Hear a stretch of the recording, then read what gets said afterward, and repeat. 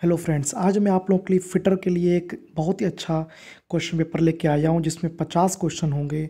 और ये मेरा जो चैनल रुपीज़ डॉट क्लासेस है ये यूट्यूब पर है।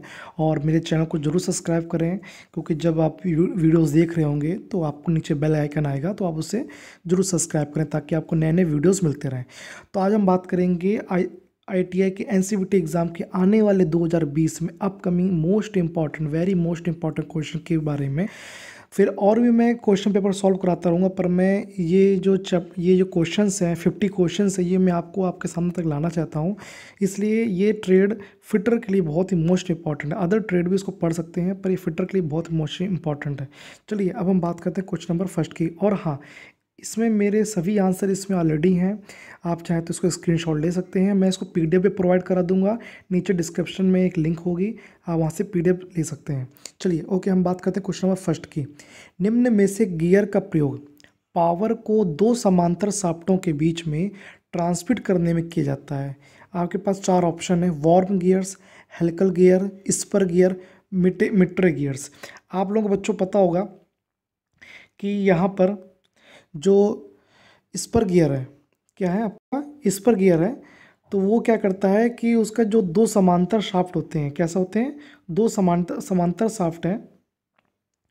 जैसे कि एक ये शाफ्ट है, ठीक है, और एक ये शाफ्ट है, ठीक है। तो इस पर क्या लगा होगा, इसमें आपका गियर लगा होगा, ठीक है। तो जो गियर होंगे इसमें जो तीत होंगे वो क्या होंगे, आपके समांतर होंगे। किसके? शाफ्ट के समांतर होंगे। ये आपके क्या शाफ्ट है, ठीक है, ये क्या आपकी शाफ्ट है, ठीक है। तो आपके शाफ्ट के समांतर आपके तीत होंगे। तो और ऐसे में जो पावर यूज़ की जाती है ऐसे गियर के द्वारा, तो उस गियर का नाम होता है स्पर गियर। ओके, चलिए अब हम बात करते हैं क्वेश्चन नंबर 2 की। ड्रिलिंग मशीन की कंपाउंड टेबल उपयोग की जाती है। तो ड्रिलिंग मशीन है उसमें जो कंपाउंड टेबल उपयोग की जाती है वो किस काम आती है, ये हमको बताना है। जैसे ड्रिलिंग मशीन है, ये आपकी ड्रिलिंग मशीन है, ठीक है ना। अब क्या है कि ड्रिलिंग मशीन में आपको यहाँ पर ड्रिल बिट लगा होगा, तो यहाँ पर आपका एक टेबल यूज़ की जाएगी, इधर टेबल यूज़ की जाएगी, ठीक है। तो इस टेबल का उपयोग क्या होता है, तो इसका हमें आंसर आपको देख सामने आ रहा होगा। जब एक ही कंपोनेंट में अधिक संख्या में होल ड्रिल करने हैं, तो क्या, जब एक ही कंपोनेंट यदि एक ही पीस पर हमें एक से अधिक संख्या का ड्रिल हमें होल करने हैं, तो तब हमें कंपाउंड टेबल का यूज़ करते हैं। ओके, चलिए अब हम बात करते हैं क्वेश्चन नंबर 3 की। स्क्रू पिच गेज के ब्लेड निम्न में से धातु से बनाकर कठोरीकृत किया जाता है, यानी कि उसको हार्डनेस प्रोवाइड की जाती है। ऐसे कौन से स्क्रू पिच गेज के जो ब्लेड होंगे उनमें कौन से धातु को बनाकर, तो हाई कार्बन स्टील की, कास्ट आयरन की, माइल्ड स्टील की, स्प्रिंग स्टील। तो इसका जो इंपॉर्टेंट क्वेश्चन है, जो आंसर इसका होगा वो क्या हो जाएगा, स्प्रिंग इस्पात की चद्दर, ठीक है ना। चलिए अब हम बात करते हैं क्वेश्चन नंबर 4 की। पीने के पानी को घरों तक पहुंचाने के लिए निम्न में से पाइप प्रयोग किया जाता है। आपको ये कॉमन क्वेश्चन है, आपको पता होगा जीआई पाइप होते हैं जो कि घरों में लगाए जाते हैं, जैसे समरसेबल पंप होते हैं। तो आपको जीआई पाइप क्या होते हैं, वो लॉन्ग ड्यूरेशन के लिए सस्टेन करते हैं, वो उनमें कोरोजन प्रॉब्लम बहुत कम हो चांसेस होते हैं। इसलिए इसका आंसर क्या हो जाएगा, इसका जीआई आंसर, ठीक है ना। तो क्या हो जाएगा इसका आंसर, ए हो जाएगा। ओके, अब हम बात करते हैं क्वेश्चन नंबर 5 की। एसिटिलीन गैस को घुली हुई अवस्था में रखने के लिए निम्न में से दाब की आवश्यकता होती है, यानी कि कितना प्रेशर होना चाहिए कि हमारी जो एसिटिलीन गैस है, जब आपको पता हो, जब वेल्डिंग करते हैं, क्या करते हैं हम लोग, वेल्डिंग कर रहे होते हैं, तो क्या होता है कि oxygen O2 plus acetylene C2H2, तो जब इसका जो मिश्रण होता है, ठीक है ना, तो जब इनका मिश्रण बराबर होता है तो क्या बोलते हैं उसको, न्यूट्रल फ्लेम जो जनरेट होती है। चलिए अब हम बात करते हैं एसिटिलीन गैस की। तो इसमें जो एसिटिलीन गैस है, तो इसका जो प्रेशर होना कितना होना चाहिए, 15 to 16 होना चाहिए, क्या। और ये प्रेशर किस में होता है, ठीक है, दाब की अवस्था है तो किलोग्राम प्रति सेंटीमीटर में हो जाएगा, ठीक है। ओके, चलिए, वैसे सेंटीमीटर स्क्वायर होता है।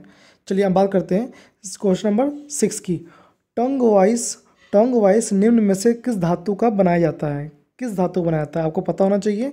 ये माइल्ड स्टील, किससे बनाया जाता है, माइल्ड स्टील को हिंदी से क्या बोलते हैं, मृदु इस्पात, ठीक है। आपको पता है स्टील कितने प्रकार की होती है, 3 प्रकार की स्टील होती है, ठीक है। लो कार्बन, मीडियम कार्बन और एक हाई कार्बन। तो जो मृदु इस्पात आता है वो किस में आता है, लो कार्बन में आता है, ठीक है। चलिए अब हम बात करते हैं क्वेश्चन नंबर 7 की। फीड की दर निम्न में से निर्भर करती है। जो फीड की दर होती है, जो फीड प्रोवाइड कराते हैं, वो किस पर डिपेंड करती है? वांछित परिष्करण या ड्रिल का जो पदार्थ होता है उस पर, या छिद्र किए जाने वाले पदार्थ जिस पर हम काम कर रहे हैं उसका पदार्थ। यानी कि इसका आंसर क्या हो जाएगा? दोनों पदार्थ में भी और जिस पर काम कर रहे हैं उस पर भी, यानी उपरोक्त सभी हो जाएगा। यानी कि क्या इसका आंसर क्या हो जाएगा? इसका उपरोक्त सभी, यानी इसका आंसर क्या हो जाएगा? डी। ओके बच्चों, थोड़ा टाइम लगेगा पर आप लोगों को कंटिन्यूस बने रहना पड़ेगा और पूरे क्वेश्चन देखने पड़ेंगे, क्योंकि आप पूरे क्वेश्चन देखेंगे तभी आप लोगों को समझ में आएगा, ठीक है। और जो एक से एक क्वेश्चन आप सॉल्व करते जाएंगे तो आपके अंदर एक्सपीरियंस बढ़ेगा और आपको नॉलेज बढ़ेगी, ठीक है। अब हम बात करते हैं क्वेश्चन नंबर 8 की।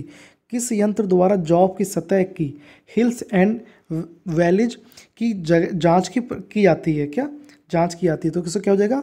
अमीटर द्वारा। इसका आंसर क्या हो जाएगा? अमीटर द्वारा। थोड़ी हिंदी मेरी कमजोर है, डोंट वरी, धीरे धीरे आ जाएगी। ओके, अब क्वेश्चन नंबर बात करते हैं 9 की। पंच एवं ड्रिफ्ट निम्न में से प्रतिशत कार्बन इस्पात में बनाए जाते हैं, मतलब कि कितने प्रतिशत कार्बन? देखिए कार्बन की, देखिए बार बार जिक्र होता है, ये देखिए कार्बन का, यानी कार्बन एक ऐसी मात्रा है, कार्बन एक ऐसी मात्रा है कि जिसका मिलान करने पर, स्टील पर यदि मिल जाएगा कार्बन तो उसका रूप बदल जाता है। वो लो कार्बन भी हो सकता है, मीडियम कार्बन भी हो सकता है और हाई कार्बन हो सकता है, और हाई स्पीड स्टील ही बन सकता है। तो सब कुछ डिपेंडेंट हमारे किस पर? कार्बन पर। तो कार्बन की मात्रा कम ज़्यादा होने से हमारे स्टील के क्या प्रकार चेंज होते हैं। तो इस पर लिखा जा रहा है पंच एवं ड्रिफ्ट, तो उसमें जो कार्बन का परसेंटेज होगा वो कितना डाला जाएगा? तो 0.9। ओके, चलिए अब बात करते हैं 10 की। रोलिंग एलिमेंट, रेस तथा केज निम्न में से किस बियरिंग की लक्षण है? तो आपको पता होना चाहिए, एंटी बियरिंग। किसके है लक्षण है वो? Anti bearing. Okay, question number 11 बात करते हैं। इंटरचेंजेबिलिटी से मशीनों का टाइम कम होता है। अब आपको बता दूं कि जो मेरे वीडियोस हैं उस पर मैंने fit tolerance, fit limit, fit tolerance का मैंने वीडियो डाल रखा है। उसमें मैंने इंटरचेंजेबिलिटी के बारे में बखूबी से बताया है। आप लोग मेरे वीडियोस को देखेंगे जब यूट्यूब में तो आपको इंटरचेंजेबिलिटी के बारे में आपको पता चल जाएगा। तो हम यहाँ बता दें, इंटर जो चेंजेबिलिटी है उससे मशीनों का टाइम कम होता है। कैसे कैसे कम होता है? कौन सा टाइम कम होता है? आइडियल टाइम कम होता है। क्या? आइडियल टाइम कम हो जाता है। ओके, हम बात करते हैं क्वेश्चन नंबर 12 की। बाहरी माइक्रोमीटर का स्पीड स्पिंडल निम्न पर लगा होता है। किस पर लगा होता है? निम्न पर लगा होता है। आपको बताना पड़ेगा क्या किस पर लगा होता है? थिम्बल पर लगा होता है। ओके, तो इसका आंसर क्या हो जाएगा आपका? इसका आंसर हो जाएगा आपका डी। Okay, very good. आगे बढ़ते हैं, क्वेश्चन नंबर 13 की बात करते हैं। मूल साइज पर निम्न में से विचलन दिए जाते हैं। जो मूल साइज होता है, जो आपको बेसिक साइज होता है, उनमें से निम्न विचलन दिए जाते हैं। कैसे दिए जाते हैं विचलन? विमाओं में, ठीक है। कैसे दिए जाते हैं विचलन? विमाओं में। मेरी आवाज़ थोड़ी सी इस समय खराब आ रही होगी। ओके, चलिए कोई बात नहीं, सुधार लूँगा। क्वेश्चन नंबर 14 की बात करता हूँ। वाइट मेटल बियरिंग में निम्न में से कौन से अलॉय पाए जाते हैं? जो वाइट मेटल बियरिंग होता है उनमें से कौन से अलॉय पाए जाते हैं? अलॉय जानते हैं क्या होता है आप? जो मिश्रण होता है, अलॉय क्या होता है? मिश्रण होता है। 2-3 मटीरियल्स का क्या होता है? मिश्रण होता है, वो होता है अलॉय। तो इसमें हमको बताना है कि वाइट मेटल बियरिंग में कौन कौन से अलॉय पाए जाते हैं। तो ए और सी इसका आंसर हो जाएगा, यानी कि कॉपर और एंटीमनी, कॉपर और एंटीमनी। Okay, very good. आगे बढ़ते हैं हम लोग क्वेश्चन नंबर 15 पर। जब एल्युमिनियम, तांबा, सीसा जैसे मुलायम पदार्थों का अपघर्षण किया जाता है तो धातु के कण पहिए में निम्न में से फंस जाते हैं। ये आपको पता होना चाहिए, इसका डायरेक्ट आंसर पता होना चाहिए, क्या? रंध्रों पर। ओके, चलिए आगे बात करते हैं। छिद्र के निचले विचलन को क्या कहते हैं? देखिए विचलन मतलब क्या होता है? आपका डेविएशन। क्या होता है? डेविएशन। थोड़े आपको इंग्लिश वर्ड भी पता होना चाहिए, ठीक है, क्योंकि आप जब जाएंगे इंडस्ट्रीज़ में तो आपको इंग्लिश वर्ड पता होना चाहिए। तो विचलन को क्या बोलते हैं? डेविएशन। निचले विचलन क्या बोलते हैं? Lower deviation. Okay, lower deviation. तो छिद्र की बात कर रहे हैं, यानी कि होल की बात कर रहे हैं। तो होल में जो भी चीज़ लेंगे वो हम लोग कैपिटल में लेते हैं, वाले कि क्या हो जाएगा? ES, ठीक है। ये ES होगा फॉर अपर के लिए, EI होगा आपका लोअर के लिए। तो बात कर रहे हैं इसमें लोअर डेविएशन, यानी निचले के लिए। तो इसका आंसर क्या हो जाएगा? EI। करेक्ट आंसर क्या हो जाएगा? EI। ओके, हम बताते हैं 17। निम्नलिखित में से छैनियों की अनुप्रस्थ काट होती है। तो क्या कैसे काट होती है? षटभुजाकार। Okay, very good. आगे बढ़ते हैं क्वेश्चन नंबर 18 पर। जब कारखंड की लंबाई, यानी कि लेंथ, उनके व्यास की 10 गुना या अधिक हो तो तो क्या हो जाता है, रेस्ट का प्रयोग अवश्य करना चाहिए, सेंटेंस का प्रयोग अवश्य करना चाहिए, किसका प्रयोग करना चाहिए, आंसर इसका क्या हो जाएगा, रेस्ट का प्रयोग अवश्य करना चाहिए, किसका, रेस्ट का प्रयोग अवश्य करना चाहिए। ठीक है। बेबिट मेटल निम्न में से प्रमुख मिश्रण, देखिए बेबिट मेटल बहुत ही मोस्ट इंपॉर्टेंट पेपर है कॉम्पिटेटिव एग्जाम के लिए, आपको पता होना चाहिए। ये टिन का, किसका, टिन का बहुत ही प्रमुख मिश्रण है। अब बात करते हैं क्वेश्चन नंबर 20 की। मूवेबल जॉपर कैलिपर डायल कितने डिवीजन में ग्रेजुएट रहते हैं, तो कितने में होते हैं, 100 डिवीजन्स पर, कितने में होते हैं, 100 डिवीजन पर। ओके वेरी गुड, आगे बढ़ते हैं। 20 नंबर 1, ब्रिटिश माइक्रोमीटर का अल्पतमांक निम्न में से है, कितना होता है, आपको पता होना चाहिए, ये भी बहुत क्वेश्चन पूछा जाता है, पता होना चाहिए कितना पूछा जाता है, 0.001 मिलीमीटर। ओके, तो इसका आंसर क्या हो जाएगा, आंसर हो जाएगा फर्स्ट। ओके वेरी गुड, आगे बढ़ते हैं हम लोग। 22, निम्नलिखित में से गियर्स की अच्छी भ्रष्ट न्यूनतम होती है, क्या, अच्छी भ्रष्ट बहुत कम होती है, वो किस में होती है, स्पर गियर, किस में होती है, spur gear. Okay very good, किस में होती है, स्पर गियर। ठीक है, तो इसका आंसर क्या हो जाएगा, बी। ओके वेरी गुड, आगे बढ़ते हैं हम लोग। 23, चूड़ी कर्तन प्रकार यानी थ्रेड कटिंग प्रोसेस जो होता है उसको हिंदी में कैसे बोलते, क्या बोलते हैं, चूड़ी कर्तन प्रक्रम के लिए किस मशीन का प्रयोग करते हैं, लेथ मशीन का। देखिए मैंने आपको लेथ मशीन के बारे में मैंने आपको बताया है, तो लेथ मशीन में भी कटिंग प्रोसेस के बारे में मैंने आपको बताया, तो मेरे लेथ मशीन वाले वीडियोस को आप लोग जरूर देखें और लाइक और शेयर सब्सक्राइब जरूर करें। चलिए हम बात करते हैं क्वेश्चन नंबर 24 की। देखिए बने रहिए, पूरे क्वेश्चन लगाने हैं हम लोग को 50 क्वेश्चन। ठीक है। धातु चादरों को जोड़ने के लिए निम्न में से विधि है, जो धातु चादर होते हैं हमें कौन सी विधि का इस्तेमाल करते हैं, हम लोग कौन सी विधि का इस्तेमाल करते हैं, सोल्डरिंग। ओके चलिए आगे बात करते हैं। वर्नियर गहराई गेज का प्रयोग निम्नलिखित में से किया जाता है, किसका आंसर क्या हो जाएगा, छिद्र खांचे मापने के लिए, वस्तु गहराई मापने के लिए, पदों के नाम के लिए, उपरोक्त सदी के लिए, यानी कि एक्चुअली सब में यूज़ करते हैं। ठीक है, छिद्र मापने, खांचे के मापने के लिए, वस्तु गहराई मापने के लिए, पदों को मापने के लिए, और यानी उसका आंसर क्या हो जाएगा, उपरोक्त सभी। Okay very good. देखिए हो सकता है कि मेरा कोई आंसर इसमें गलत भी हो सकता है, क्योंकि मैंने इसको सॉल्व किया है, तो हो सकता है कि मुझसे गलती भी हो सकती है।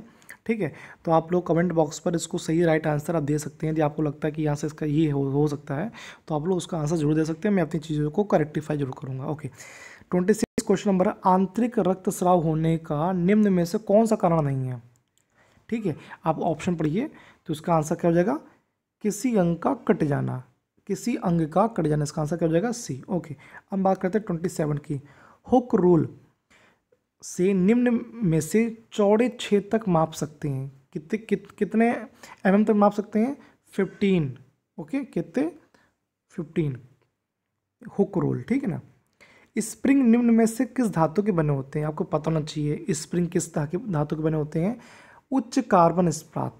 ठीक है, यानी कि उच्च मतलब होता है हाई कार्बन स्टील, यानी जितने भी स्प्रिंग हो किसके बने होंगे, हाई कार्बन स्टील के बने होते हैं। ओके वेरी गुड, आगे बढ़ते हैं। 29, दस्ती रिवेटिंग में रिवेटन का निम्न में से दोष है, क्या दोष है देखते हैं, सीधे ड्रिल नहीं होते हैं, प्लेटों का सही तरह से ना जुड़ना, ड्रिल छिद्रों में से रेसे नहीं होते हैं, सीधे ड्रिल होते हैं, तो इसका आंसर क्या हो जाएगा, इसका सीधे ड्रिल होते हैं, क्या होगा इसका आंसर, सीधे ड्रिल होते हैं। ओके क्वेश्चन नंबर 30 की बात करते हैं। भट्टी में से निम्न में से प्रतिशत कार्बन तक के इस्पात फोर्जन करने के योग्य होंगे, तो हमें पता होना चाहिए कि जो कार्बन की मात्रा है वो कहाँ तक स्टील तक वेरी करती है, 1.7 तक। ओके उसके बाद फिर वो कास्ट आयरन बन जाता है। ओके चलिए अब बात करते हैं आगे 31 की। एक ड्राइंग पर 3550 ऐसा कुछ लिखाया गया, तो उसका टॉलरेंस कितना होगा, एक्चुअली क्या है ये गलत दिया हुआ है। ठीक है ना, इसको इस प्रकार से नहीं देते हैं हम लोग। ठीक है, तो ये क्वेश्चन में कुछ प्रॉब्लम्स है, मैं आपको इस कमेंट बॉक्स में आपको सही प्रॉपर दे दूंगा।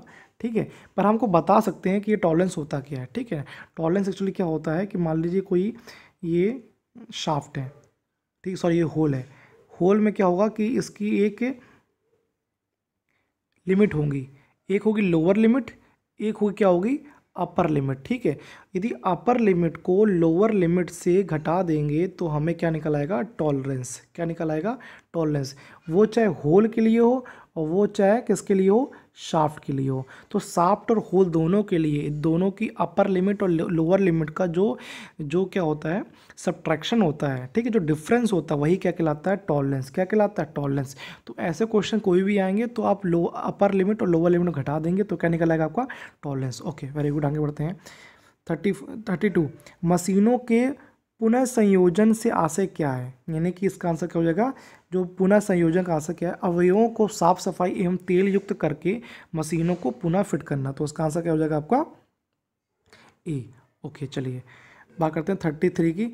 निम्न में से हैम के प्रकार हैं, ठीक है, इकहरा हैम, दोहरा हैम, तारदार हैम, यानी कि सभी प्रकार हैं, आपको पता ही होना चाहिए, ये सभी प्रकार हैं, ठीक है ना। तो इसका आंसर क्या हो जाएगा, डी, उपरोक्त सभी। ओके, 34 टेम्परेचर एरर में रेफरेंस का तापमान निम्न में से सेट किया जाता है। जो टेम्परेचर एरर आती है तो उसमें रेफरेंसेस का जो तापमान है सेट किया जाता है, कितना सेट किया जाता है, 200, कितना, 200। इसका आंसर क्या हो जाएगा, डी। Okay, very good. 35 निम्न में से बेल्ट ड्राइव का प्रयोग तब किया जाता है जब शाफ्ट के बीच की दूरी चपटी बेल्ट के लिए काफ़ी कम हो। तो इसमें क्या होना चाहिए, निम्न में से बेल्ट ड्राइव का प्रयोग कब किया जाता है, दांतेदार में। ओके, चलिए ठीक है, आगे बढ़ते हैं। 36 आकार एवं साइज में अधिक परिशुद्धता की आवश्यकता न होने पर पदार्थ हटाने की संख्या को निम्न में से कहते हैं, क्या कहते हैं, आपको पता होना चाहिए।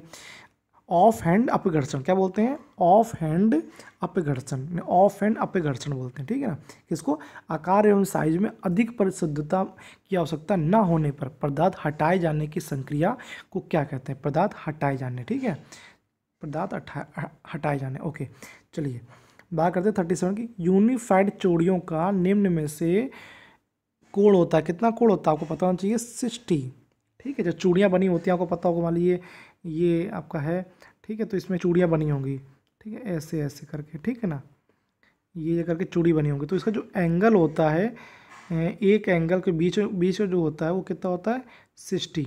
ओके, 60 होता है। चलिए ऐसे ऐसे करके बना होता है, ठीक है। Okay, very good. हथौड़ी का चीक निम्न में से छोड़ दिया जाता है, क्या, निम्न में से छोड़ दिया जाता है, कौन सा, मृदु।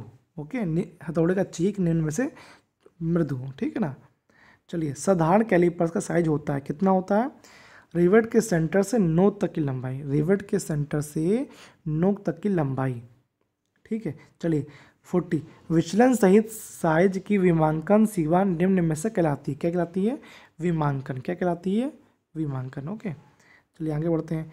ड्रिल में शंकु के आकार का सिरा जो काटने का काम करता है वह क्या कहलाता है, बिंदु या नोक, क्या कहलाता है वो, बिंदु या नोक। ओके, देखिए आप लोगों ने 741 क्वेश्चन कर लिए हैं, ठीक है, ऐसे बने रहिए, पूरे क्वेश्चन हल हो जाएंगे। 42 ब्रिटिश प्रणाली में लंबाई के मान की इकाई क्या होती है, आपको पता होना चाहिए, ये बहुत मोस्ट इंपॉर्टेंट क्वेश्चन है, 1/64 इंच। Okay, very good. चांदी में ब्रेजिंग की विधि निम्न में से तापक्रम के बीच होती है, इसका आंसर, एग्जैक्ट आंसर आप हम लोग को कमेंट बॉक्स में बताएंगे। वैसे मेरे अकॉर्डिंग 850 150 सेंटीग्रेड के अप्रॉक्स होती है। सबसे हल्की प्लास्टिक निम्न में से है, कौन सी है, पॉलीप्रोपिलीन। ओके, वेरी गुड, आगे बढ़ते हैं। बड़े व्यास के पाइप में आगे कम व्यास का पाइप जोड़ने के लिए निम्न में से कौन सा प्रयोग किया जाता है, रिड्यूसिंग सॉकेट, क्या बोलते हैं उसको, रिड्यूसिंग सॉकेट। इसका आंसर क्या हो जाएगा, सी। ओके, आगे बढ़ते हैं। निम्नलिखित में से ड्रिलिंग का दोष नहीं है, क्या दोष नहीं है, फीड पर बहुत अधिक होना, फीड पर बहुत अधिक होना। इसका आंसर क्या हो जाएगा, डी।